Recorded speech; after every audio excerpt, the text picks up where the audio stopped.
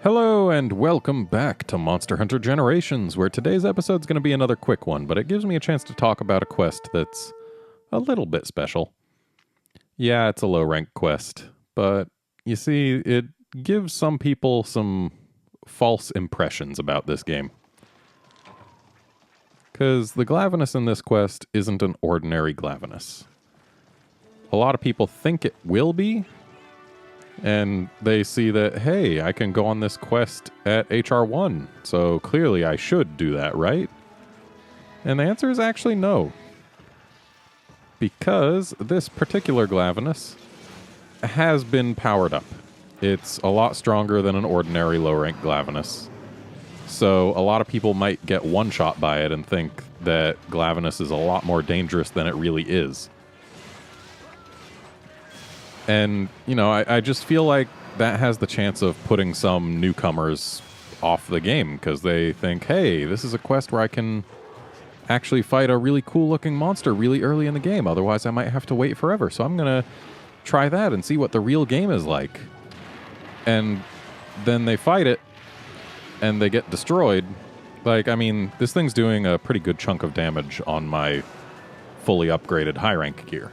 So, like, I can't imagine that people who don't really know the game well enough would find this to be a good experience. And I know I've had several of my friends and also several people I've met complain to me about Glavenus after having done this quest. Like, oh, it's too hard. I don't know how I'm ever going to manage to do that. And then when I tell them that actually this Glavenus is a beefed up one, it's not the same strength as normal, a lot of them will suddenly be like, oh, okay. And then they'll fight a regular Glavenus and be like, wow, that was nothing.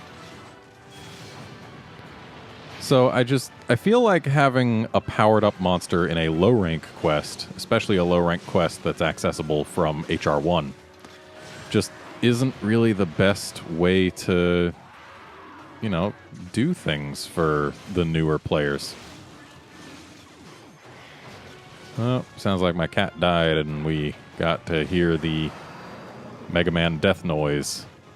Another reason that armor set's great. But yeah, to those of you watching who are still in low rank or know people still in low rank, just be aware that this quest isn't really here for people just starting out. It is a chance to get Glavenus gear early, but it's harder to get the Glavenus gear from this quest than from other Glavenus quests. So just be careful.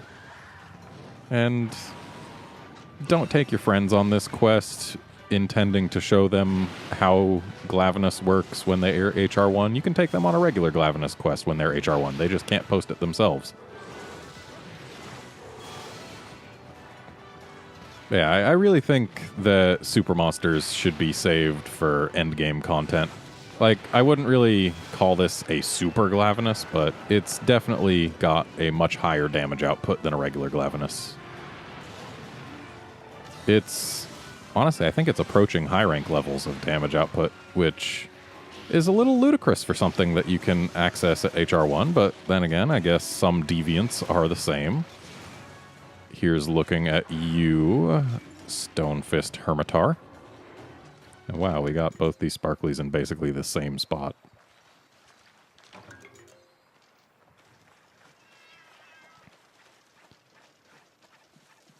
But yeah, I'm of the opinion that monsters that have their difficulty artificially inflated like this, like, I mean, artificially isn't really the right word, but unnaturally. Because, you know, as you go to higher ranks, monsters naturally get more defense.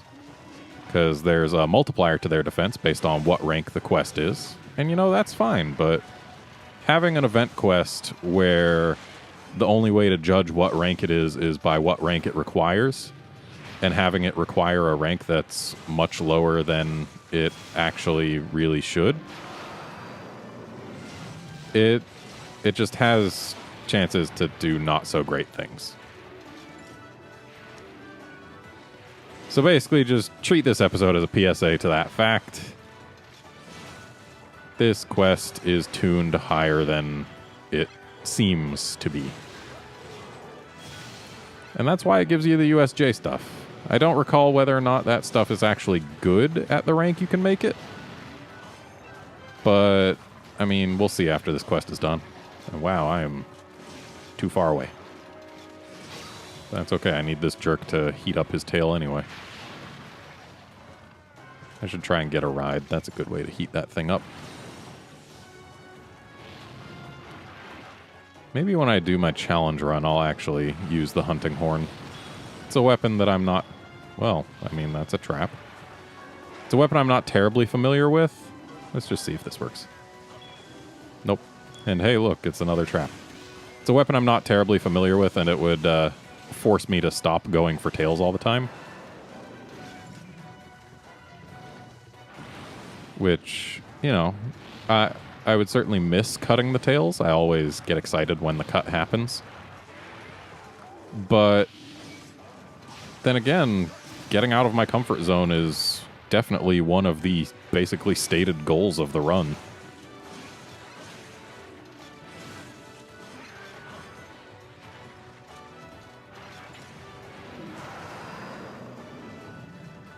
Alright, now let's get back to this ledge. Nice. Didn't actually expect to get a hit there.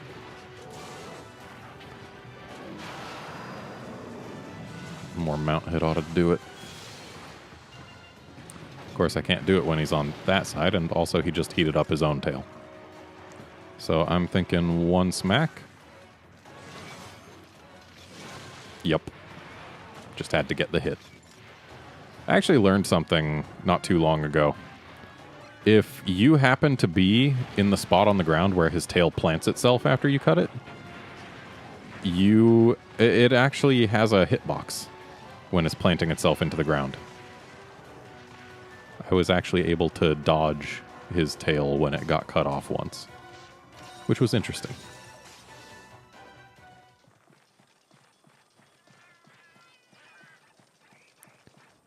Anyway, quest is almost over. So, that's nice.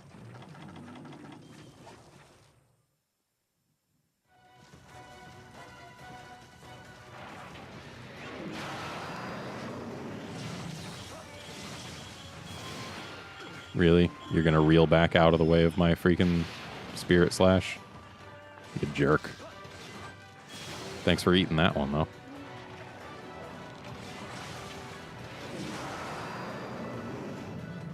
I should probably sharpen, but then again, he's probably not going to last too long. So I can probably go without. Won't save myself too much time if I do sharpen.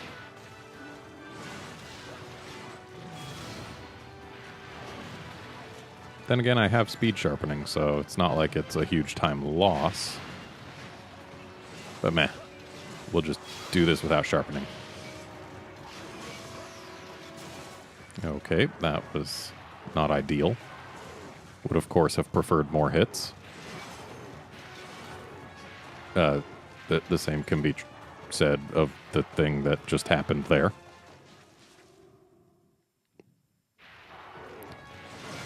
But hey, he's gonna die in here.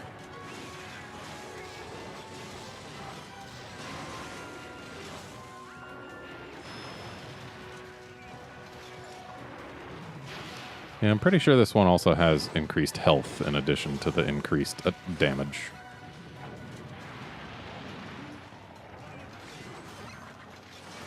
Come on, guy. Just keel over. Okay. There. So yeah, this low-rank USJ quest, low-rank USJ quest with the Glavenus in it that you can do at level, or at HR1.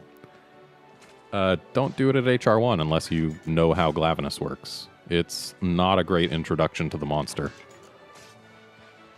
I really think they should have put an HR limit on it, but they didn't.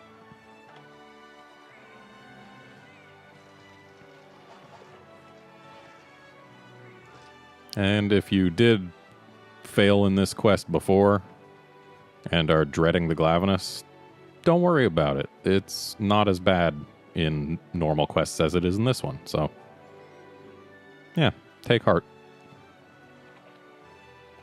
It's not your fault if you fail to this Glavenus, especially if you don't know how Glavenus works.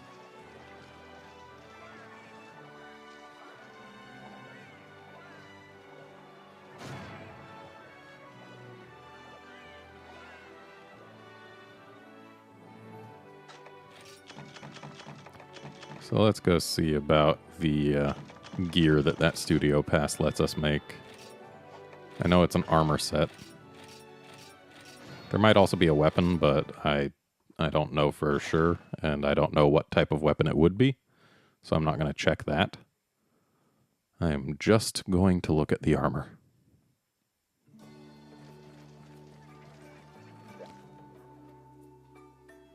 I know the armor at least looks kind of neat, as all the USJ armor does. So let's just look at the chest. It will be somewhere. I think it goes like all the way to the end. Yeah, it does. Here it is. Stamina and gloves off, huh? That's not great. Not great at all. Gloves off. I mean, I guess it's okay, but it is easily the worst of the 3 glowy fist skills, and you can't stack glowy fists. So, yeah. Gloves off ain't great. Stamina. Oh boy, your stamina decreases more slowly when using things that constantly deplete stamina, so if you're dashing or using dual blades demon mode or charging a hammer or a bow, then it depletes slower, which for the bow and the dual blades is actually pretty nice. But for other weapons, it's not nearly as valuable. But yeah, that's what that quest is all about. There might also be cat gear tied to it, but I don't know off the top of my head. What I do know is that despite this episode being pretty short, it's over now. Join us next time when we do another event quest. See you then, friends.